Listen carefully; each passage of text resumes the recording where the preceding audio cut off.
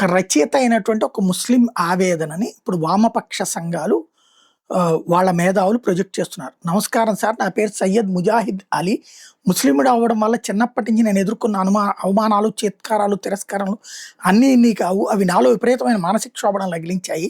ఆ క్షోభ లోపల దహించి వేసిన ఆవేదన నన్ను 2 సార్లు ఆత్మహత్యత్నానికి పురుగొల్పేంతగా అగాధంలోకి నెట్టాయి. అయితే జీవితం అనేది ఒక విచిత్రమైన వైరుధ్యం. ఏ సమాజం నుంచి నేను ఈ అత్యంత క్రూరమైన తిరస్కరణ ఎదుర్కొన్నానో అదే సమాజం నుంచి నాకంతే స్వచ్ఛమైన ఆప్యాయత, అనురాగం కూడా దొరికాయి. సమాజంలోని ఈ 2 పార్శ్వాలను నేను నా జీవితంలో దగ్గరగా చూశాను. గుర్తుంచుకోవాల్సింది ఏంటంటే, ఏ వర్గంలోనైనా కొద్దిమంది చేసే పనులే సమాజం మీద తీవ్రమైన ప్రభావాన్ని చూపుతాయి. ఒక వర్గానికి మంచి పేరుని కానీ లేదా ముద్రను కానీ ఆపాదించేది ఆ కొద్దిమందే. చిన్నప్పుడు తోటి పిల్లగాళ్ళతో ఆడుకోవాలని వెళ్తే వాళ్ళలో ఉన్న కాపోళ్ళ పిల్లగాళ్ళు తొరక తొత్తరు మోడకు నెత్తురు అని అత్యంత హేయంగా మానించేవాళ్ళు, మొండి అని ఎగతాళి చేసేవాళ్ళు. పసితనం లోకం ఇంకా పూర్తిగా అర్థం కాని ఆ వయసులో మనసుకు తగిలిన ఈ మాటల తూటాలు ఎప్పటికీ మానసిక గాయాలు చేసే. పిల్లల మనసు ఒక స్వచ్ఛమైన పలక లాంటిది. దాని మీద పడిన ఆ ద్వేషపు రాతలు నాలో ఎంతో అభద్రతా భావాన్ని నాటాయి. ఆ తర్వాత 4వ తరగతిలో రెబ్బెన ప్రభుత్వ హాస్టల్లో చదువుకోవడానికి వెళ్ళినప్పుడు హాస్టల్ వార్డెన్ రెడ్డి సార్ అవహేళనగా మాట్లాడుతూ ఉల్లిగడ్డంత తురకోడు ఊరిక్కీడు అనేవాడు. ఈ మాట ఆయన ఒక్కసారి అనలేదు, వచ్చిన ప్రతిసారి, నన్ను చూసిన ప్రతిసారి అదే మాట అనేవాడు. హైదరాబాద్లోని Khairatabad new government degree college BA final year చదివేటప్పుడు, నమస్కారం సార్, నా పేరు సయ్యద్ ముజాహిద్ అలీ, నేను డిగ్రీ ఫైనల్ ఇయర్ చదువుతున్నాను. నోటీస్ బోర్డు మీద సాహితీ కార్యక్రమాలకు సంబంధించి సమాచారం పెడుతుంటారు కదా, ఈ మధ్య పెట్టడం లేదంటని మాత్రమే నా కాలేజీ తెలుగు లెక్చరర్ గంటా జలంధర్ రెడ్డిని ఎంతో మర్యాదగా అడిగాను. దానికి సమాధానమైన ఏ డాష్ వచ్చి టెంట్ మీద బాంబు వేస్తావా అనేసి ఆ తర్వాత ఇంకొక మాట కూడా మాట్లాడకుండా వెళ్ళిపోయారు. ఆ క్షణం నా మెదడు అసలు పనిచేయలేదు, స్తంభించిపోయింది. ఒక రకమైన మానసిక దిగ్భ్రాంతితో మారు మాట్లాడకుండా అక్కడే శిలలా కొద్దిసేపు నిలబడిపోయాను. దీని తర్వాత కూడా తెలంగాణ సారస్వత పరిషత్తులో ఆయన కనబడినప్పుడు జరిగిన అవమానాన్ని మర్చిపోలేక నేను పలకరించలేదు. దానికి ఆయన, నువ్వు జీవితంలో ఎదగవంటూ శాపనార్థాలు పెట్టాడు.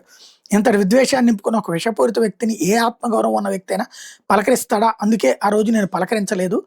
డిగ్రీలో ఏదో పరాచికానికి ఆయన ఆ మాట అన్నాడని మీరు అనుకోవచ్చు. అయితే నేనేమైనా ఆయన బామ్మర్దినా నాతో పరాచికాలు ఆడడానికి? పోనీ దగ్గర శిష్యుడినా సరిగ్గా పరిచయం లేని ఒక విద్యార్థి, అది సమాజానికి దిశానిర్దేశం చేయాల్సిన లెక్చరర్ హోదాలో ఉన్న వ్యక్తి అలా ఎలా అంటాడు?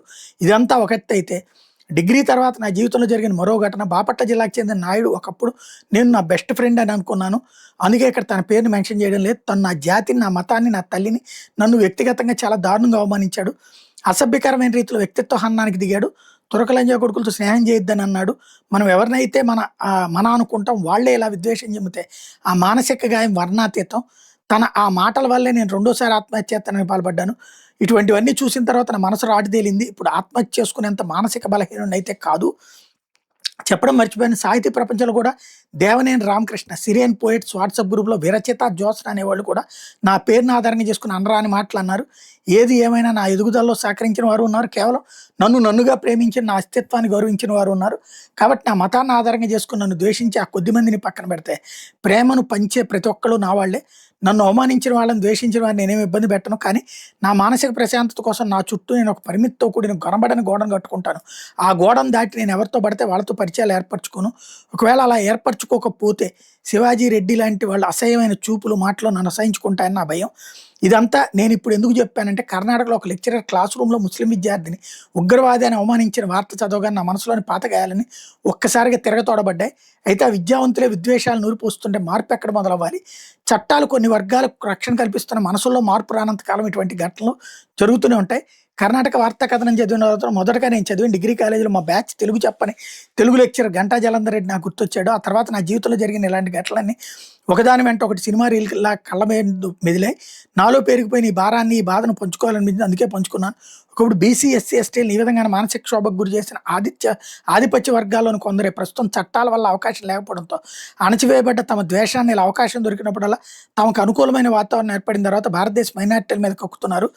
ప్రతి వ్యక్తిలో మంచి చెడు 2 ఉంటాయి. ఏది తీవ్ర ప్రభావం చూపిస్తే దానికే ఆ వ్యక్తి ప్రతినిధి. ఇది వ్యక్తిగా కాదు, ప్రతి వర్గానికి, సమాజానికి కూడా వర్తిస్తుందని చెప్పుకోవచ్చు. చాలా కరెక్ట్. నేను అందుకే చాలాసార్లు చెప్తా, వాళ్ళని నిందించొద్దు, దూషించొద్దు, ద్వేషించొద్దు. అదే సందర్భంలో ఈయన తెలుసుకోవాల్సిన విషయం ఏంటంటే, ప్రతి ఒక్కడు తన జీవితంలో మాటలు పడతాడు. అన్ని కులాలోళ్ళు. ఇప్పుడు రెడ్ల మీద పాట రాశాడు ఆ మధ్యన ఒక ఆయన, ఎద్దు ముడ్డి కడిగేటోడా రెడ్డిగాడా అని. ఇప్పుడు రెడ్లందరూ అవమానానికి ఫీల్ అయ్యి వాళ్ళందరూ ఆత్మహత్యలు చేసుకోవాలా?